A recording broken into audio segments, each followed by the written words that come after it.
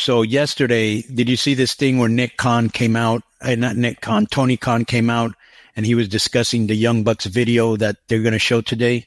No. Okay, and you're going to love Meltzer's response to this. So Khan said, "I'm going to read the first line, and please tell me what you both think when I read this. This is the very first line, okay?" Right. Tony says, "AEW has a great track record on delivering what we advertise." Well, obviously the first thing I would think of is that bomb match, which, if you think back, really kind of started some of the negative perception. And then when he said, the exploding ring match, definitely. Right. Yeah. The major, you could just say, what about, you can just point to that right off the bat. And then the, bro, I gotta say this. I want to give us, we don't give out awards, but I'm going to give an award out to CM Punk, because no matter what he does, what he says, good or bad, we always get good numbers when we speak about CM Punk, and I think everybody else does too, right? Yeah. And number two, Tony Khan, thank you, bro. Thank you for all these gems that you give us, because you give us content, you give us and the other people stuff to talk about. So I want to, whatever award we can give them, thank you very much. He had another hysterical comment at the media scrum. Do you want me to finish this? But say what it is. No, say it, because you might forget. Go ahead. What did he say at the media scrum? Okay, because Brandon Thurston asked him, recently you just said you had cuts, and like you said, their budget cuts. Is this like a new, in the past you really haven't talked about budget cuts, right? And bro, in the course of explaining, it's like, thank you, appreciate the question. He's like, we had to talk. Bro, he actually said this. Okay. He goes, he's talking about cutting talent, right? And then how like budget everything, and then he said, we just played a song at the last pay-per-view that cost us like a year's like an average year's wrestling salary. Not realizing he's saying we're cutting the budget because I had to buy this song. Right. We're literally cutting a guy because I paid so much for a song. And he's talking about budget cuts.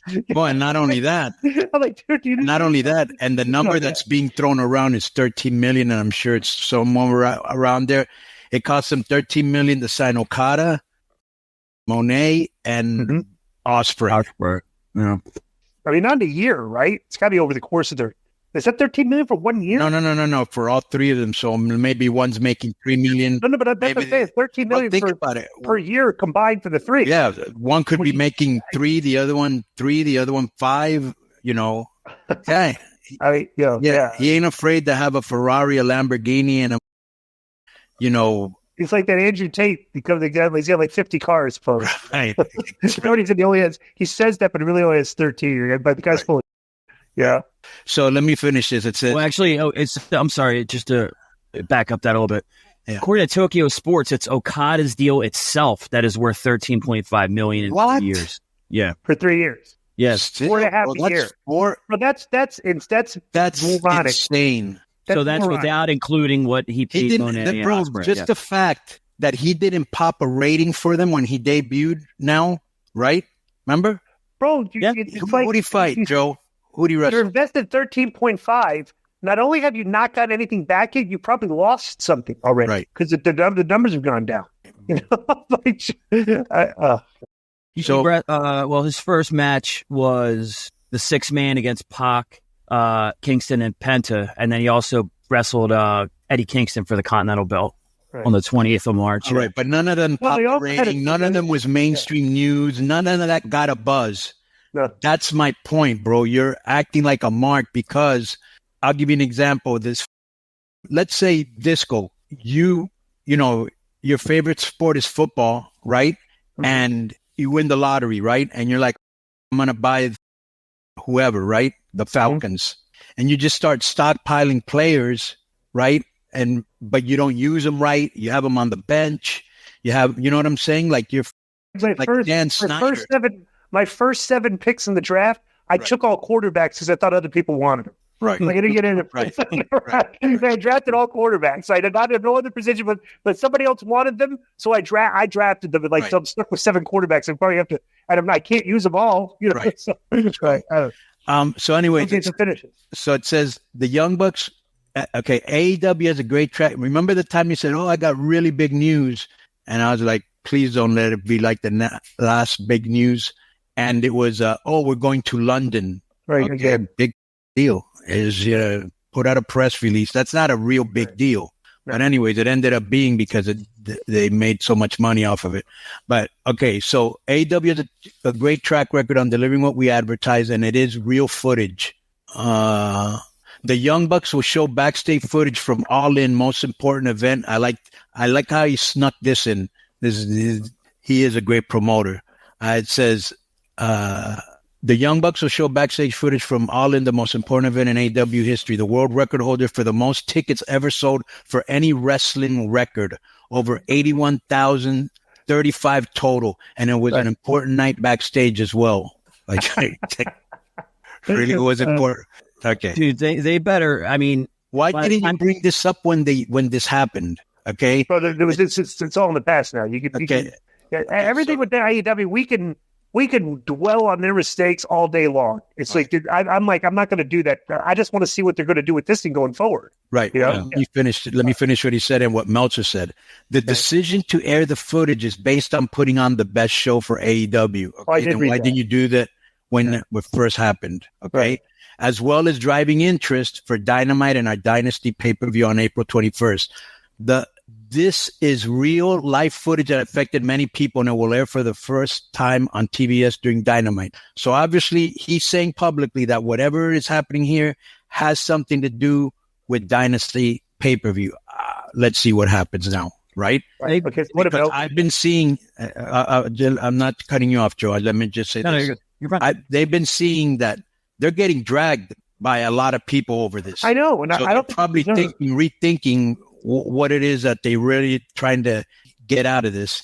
And okay, go ahead, Joe, before I tell you what Meltzer and Alvarez said. Just that, I mean, by the time people hear this, Dynamite will be over, so we'll know. But I'm just saying, if this better be what they say it is, because if it's some kind of joke, like a DX parody thing backstage, or like someone dressed as Punk, they're going to get slammed. Like, this has to be what they're saying it is, or it's going to be I'll be honest. A lot of negativity. I'm hearing all of that.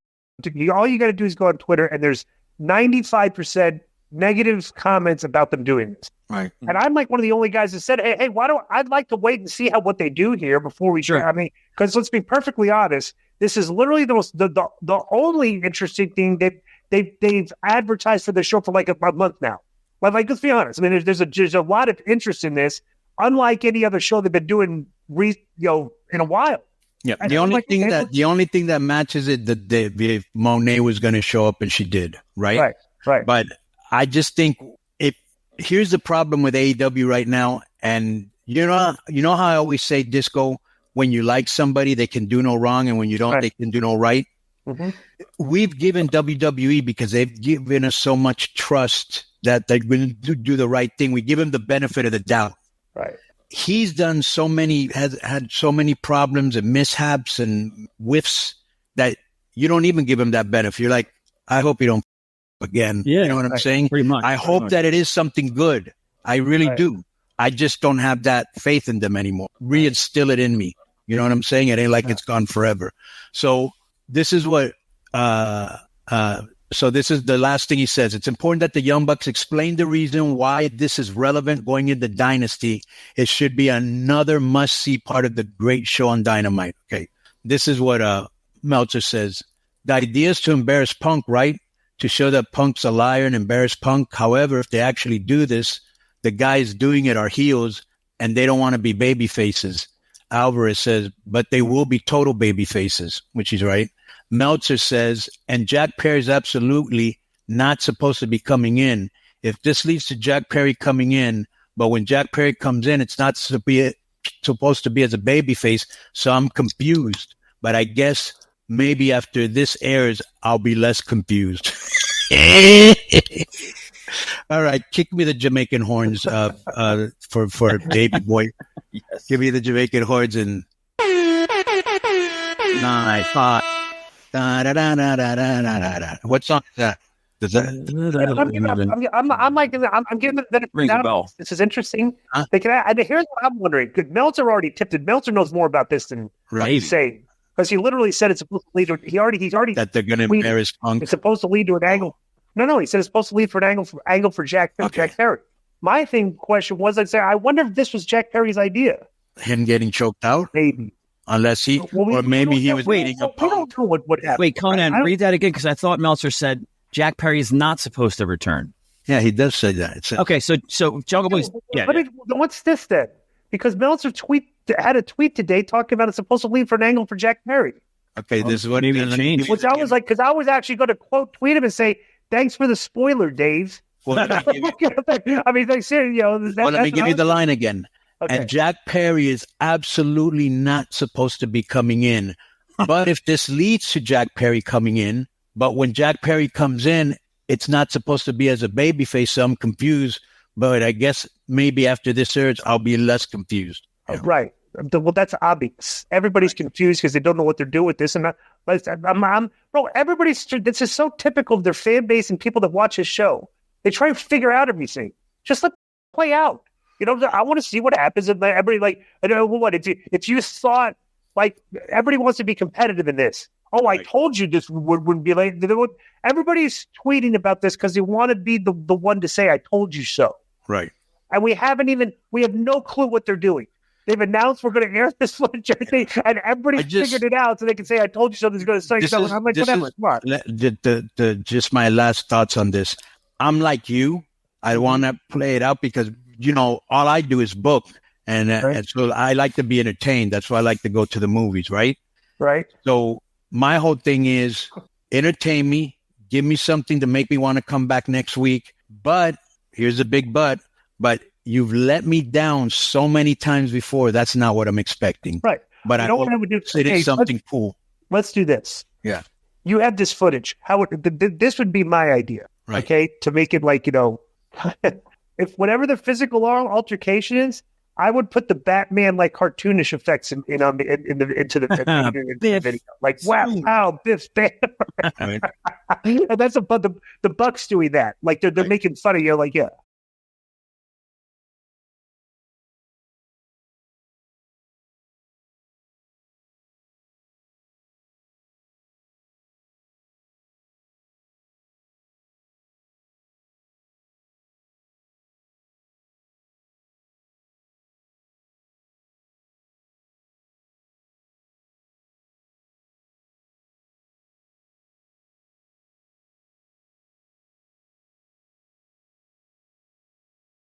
Yeah. So they go backstage, and Nick T's playing with the Young Bucks, and Nick T's playing the footage, but Matt told him to provide some context. Nicholas said they were about to face FTR at Wembley Stadium and said it was the biggest match of their careers, and Matthew said there was an incident right before the match. Matthew said Jack Perry was the scapegoat. He added that if you have a problem with Perry, chances are you are the problem. Nicholas said the other individual tried to make the Wembley show all about himself, and he noted the other individual's friends with FTR, and they questioned whether FTR was behind the whole thing. Matthew said they were thrown off their game, and he said they had to put their EVP caps on. He said the locker room was in disarray, and they were respectable wrestling journalists who needed answers. Matthew said they had no time to hydrate or even pray. He said the history book showed that FTR beat them in London, but he feels like there should be a giant asterisk next to it. Matthew said the footage was short and resembled a high school scrap. He said the ramifications of the incident threatened to take down their biggest show of all time. The footage showed Jack Perry backstage with referees and other personnel. CM Punk approached him when they spoke, but there was no audio. Then Punk eventually shoved Perry. People thought this was a punch. This was a right-handed front shove to the chest. Right. Like, here's what it looked like to me. And then he put him in a front face lock. And Samoa Joe and referee Jerry Lynn started pulling Punk and Perry apart, and they showed Chris Hero. That was Chris Hero that had his hands over his face in disgust. Oh, really? Yeah, it was Chris Hero. I didn't know that either until somebody pointed out. He works there. So, and Samoa Joe was near it, so they did the pull apart, and then they go back, and the Bucks said that wasn't the worst part of the incident. Matt said the worst part was creating a wrestling show and naming a wrestling show and filling the building with the most people who have ever witnessed a wrestling show, only to be distracted by something so stupid that you lose on your big night. Matthew said FTR has a want a handshake, and Nicholas called FTR and said they wouldn't shake their hands at Dynasty. Okay, now let's be honest. The verbiage of this promo from the Jacksons was fine if they hadn't even put this footage in there. Right. That was a decent promo for heels to cut, So but it was all around this, and this was completely unnecessary to show. It didn't add anything, So then they go to the ring, And they Dax and Cash out there dressed like Tarzan. One guy had on like a Disney Mickey Mouse shirt or something. What was he wearing? They're both wearing like gray shirts that looked very similar. Yeah, just like they weren't just for work. Okay. Once in the ring, Wheeler asked why the Bucks showed the footage aside from giving themselves an out for losing. Wheeler said he's sick and tired of hearing about it and talking about it. Wheeler said everyone backstage is ready to move on and put it in the past. And then Wheeler said that instead of talking about Revolution going back to Wembley Stadium, that they're doing some of the biggest shows ever, they were showing videos from 8 months ago. Wheeler said it's because Rod and Todd Flanders can't let go of the fact that they lost to FTR. But who are Rod and Todd Flanders? I know he's talking about the Young Bucks, but what's that reference? Might be from BTE, maybe some alter egos they have. I don't know. Okay, so Harwood said the Bucks are their bosses and let everyone know that without them, hundreds of people would be out their jobs. He said they let everyone know the AEW probably wouldn't exist if it wasn't for them. And Harwood said he doesn't necessarily disagree with them. He said he might still be shaving Wheeler's back if it wasn't for the Young Bucks. Can I just say something real quick about? Can I just say something about that?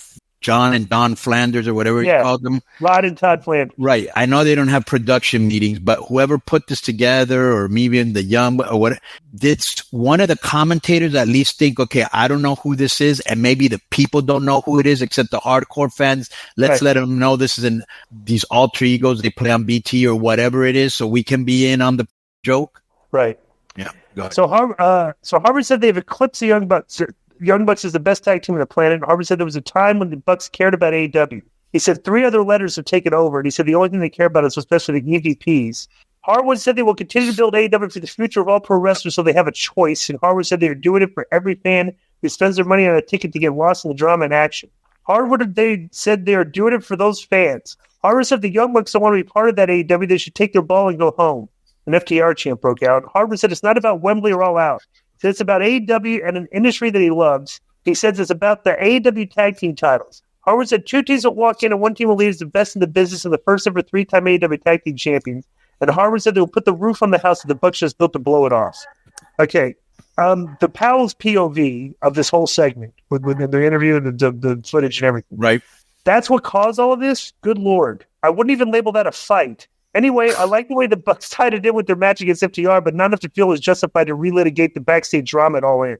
That said, now we can see the footage of whatever Punk allegedly did to make Tony Khan claim that he feared for his life. Fear for his life? Punk allegedly.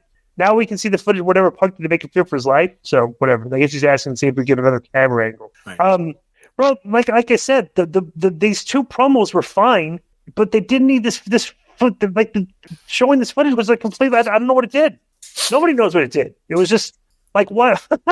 What did they think the response was going to be about this? They didn't have to tie. Like the verbiage in the Young Bucks promo would have been similar if they didn't even reference. This is what I'm thinking. Are you done with what you have to say? Yep. Or you got anything else? Okay. So this is what I'm thinking, Disco. So before we saw this and we spoke yesterday, you and me were hoping that this would be good. Probably wouldn't, because most when they do try to do something bigger, have a big announcement, it isn't that good. But we were hoping it would be good. My whole thing coming out of this is that, what did this accomplish? Okay. And this is what I feel, that Tony, everybody was talking about WrestleMania, how great it was, and nobody was really talking about AEW, and then Punk came out and did that interview and he had to somehow get him back. So Edge goes out there and he does that feel good promo last week. Everything's good backstage. Now we got the Young Bucks doing this, and we were thinking, how are they going to make Punk look bad here? Because it sounds like Punk punked out Perry, which he did. Right? This served no purpose. It should have been used when it happened. And it just looked like Tony Khan trying to get back, using Will Ospreay to shoot on. Well, we'll get to that. I know. But using Will Ospreay, using the Young Bucks, he doesn't know what to do. And this was not the way to do it. This made really no sense. Right. So next was, let me see here. And I like how they kept going. The other guy, which we won't mention, bro, everybody knows the CM Punk. What are you even doing? And Jack Perry's a scapegoat. Well, he's a scapegoat. Why hasn't he come back yet? I just, FTR, at least the great thing they did is they went in and they said, we're tired about hearing about this. We're tired about, you know what I'm saying? Don't use this as an excuse. At least there was but I just think this is Tony's way of trying to get back at WWE, because they've been in the news with one of the greatest WrestleMania evers and breaking all these records, and he's not really drawing. And this is just him. Sounds like being erratic as usual. Right. So then Pacquiao on the stage. Do you get that? Do you get that vibe or no? Of course. Okay. There's something here called hit and miss. Hit list. Okay. Hit list. Yeah. Listen to this. Overall show. This is Jason Powell's view of the overall show. Mm-hmm. Dynamite finishing with an equal number of segments listed as hits or misses does not tell the real story. This episode was a disaster for the company. They spent more time on CM Punk and Paul Levesque than promoting their own 3-hour block on television on Saturday night.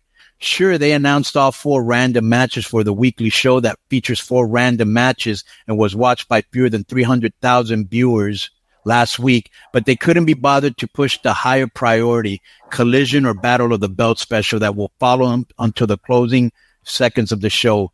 This was a depressing episode on so many levels. I was excited when it seemed like AEW was making significant changes for the better on the season premiere edition. Last night was a reminder that this product is unlikely to consistently improve until Tony Khan gives up the book or starts listening to the right people. Sure, Khan, the matchmaker, will continue to put together good to great pay-per-view events, which we all agree on, but he isn't cutting it as a book of a weekly television show, let alone as a book of 3 weekly television shows and whatever Ring of Honor is. The scary part is that I'm fairly convinced that AEW exists primarily because Khan wants to be a booker. I just don't see him giving up creative control of the week-to-week creative, and I don't think this company has any chance of reaching its full potential until he does. I could not... How many people have to say that? Right. He's losing. The problem. You said it. I said it. Bishop said, yeah. Bro, the JD from New York and the Solo Monster guy, they all went in on AEW. So, brother, you're losing your most loyal fans, and they're all for the reasons they're all for the exact same reasons that everybody's talking about. Right. So it's like, you gotta correct stuff. But the funny thing is, I just think this fan base, and this is the problem with AEW, why they're not increasing their fan base, and while they're actually being more polarized. Bro, there's nothing.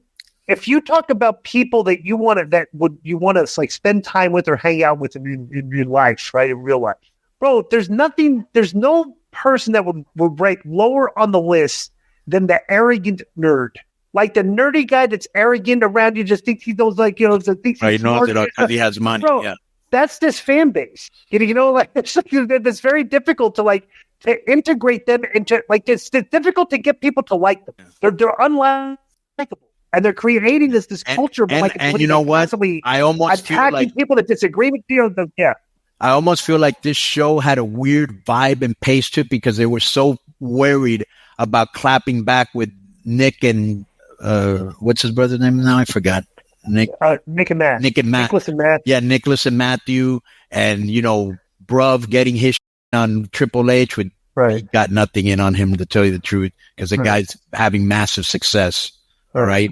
It almost felt like we interrupt this program to bring in this, we got to get our shots back at WWE, and it did nothing to help the product, did nothing to help the image, did nothing to help Khan. And then I was reading that the actual thing that they put on the air, the fight between, or whatever you want to call it, between Perry and Punk, now he took it off social media, you can't find it anymore, something like that, right? They're putting copyright strikes on it. Right. They actually put And why do you put it up? Why do you even show it? Bro, this is nothing, and we kind of knew it wouldn't. He embarrassed himself again, and the funniest thing is Punk actually came out with a thing saying mission accomplished, that George Bush thing. Punk got the last word in on this. They did nothing. They did nothing to bury Punk. Absolutely nothing. Yeah. Yo, what's up? I just want to thank you guys for watching this clip. Don't forget to hit the like button, leave a comment, and subscribe. And join our YouTube membership for hours and hours of exclusive, unedited, uncensored content. And being a member will help you get involved in our upcoming live streams. Thank you for your support. Thank you for riding with us. I know you got a lot of other podcast choices, be it wrestling or other ones. And thank you for picking us. Boom.